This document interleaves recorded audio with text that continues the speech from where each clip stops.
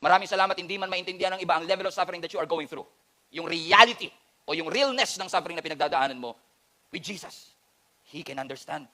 Naiintindihan ng ating Panginoon. Marami sa atin, kapag nagsasuffer, nagtatanong tayo ng why. Pero pansinin niyo, sa Bible, hindi sinasagot ng Lord kung bakit. Ang sinasagot niya, paano mo haharapin.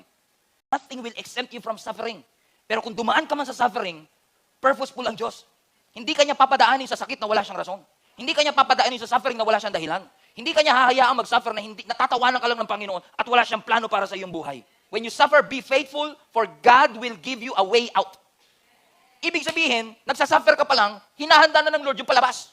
Yung daan mo papunta sa katagumpayan. Yun nga lang, nakakaiyak talaga pag nasa gitna ka ng pagkalugi. Nakakaiyak talaga pag nasa gitna ka ng heartbreak. Nakakaiyak talaga pag wala kang trabaho. Nakakaiyak talaga pag wala kang madukot sa bulsa, butas na nga eh.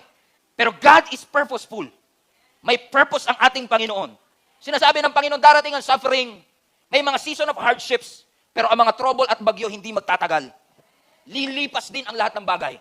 Seasons will come and go, but the word of God will stand forever. Habang buhay mong panghawakan, hindi ang mga nararamdaman, hindi ang nakikita at naririnig mo, kundi ano ang sinabi ng Panginoon, panghawakan mo. Just keep doing the right thing. Gawin mo lang kapag alam mong tama. Keep doing it. Don't stop. Ang sabi nga ng Galatians 6, in due season, you will reap. In due season, you will harvest.